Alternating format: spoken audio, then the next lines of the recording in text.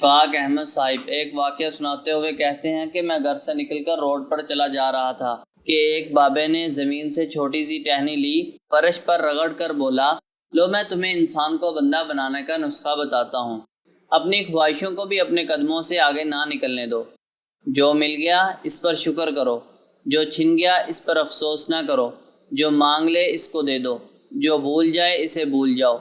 دنیا میں بے سامان آئے تھے، بے سامان واپس جاؤ گے، سامان جمع نہ کرو، ہجوم سے پرہیز کرو، تنہائی کو ساتھی بناؤ، جسے خدا ڈیل دے رہا ہو اس کا بھی احتساب نہ کرو، بلا ضرورت سچ فساد ہوتا ہے، کوئی پوچھے تو سچ بولو، نہ پوچھے تو چپ رہو۔ لوگ لذت پسند ہوتے ہیں اور دنیا کی تمام لذتوں کا انجام برا ہوتا ہے۔ زندگی میں جب خوشی اور سکون کم ہو جائے تو سیر پر نکل جاؤ، تمہیں راستے میں سکون بھی ملے گا اور خوشی بھی۔ دینے میں خوشی ہے، وصول کرنے میں غم۔ دولت کو روکو گے تو خود بھی رک جاؤ گے، چوروں میں رہو گے تو چور بن جاؤ گے۔ اللہ راضی رہے گا تو جگ راضی رہے گا۔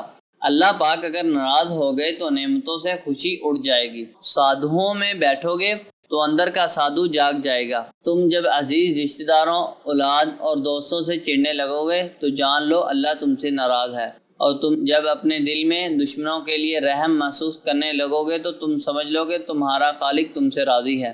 ہجرت کرنے والا کبھی گھاٹے میں نہیں رہتا۔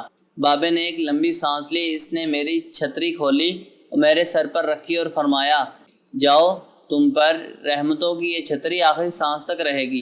بس ایک چیز کا دھیان رکھنا، کسی کو خود نہ چھوڑنا، دوسرے کو فیصلے کا موقع دینا، یہ اللہ کی سنت ہے۔ اللہ کبھی اپنی مخلوق کو تنہا نہیں چھوڑتا، مخلوق اللہ کو چھوڑتی ہے۔ اور دھیان رکھنا، جو جا رہا ہو اسے جانے دینا، مگر جو واپس آ رہا ہو اس پر کبھی اپنا دروازہ بند نہ کرنا، یہ بھی اللہ کی عادت ہے۔ اللہ واپس آنے والوں کے لیے ہمیشہ اپنا دروازہ کھلا رکھتا ہے۔ تم یہ کرتے رہنا، تمہارے دروازے پر میلہ لگا رہے گا۔ میں واپس آ گیا اور مجھے انسانوں سے بندہ بنانے کا نسخہ مل گیا۔ خوش رہیں، آباد رہیں۔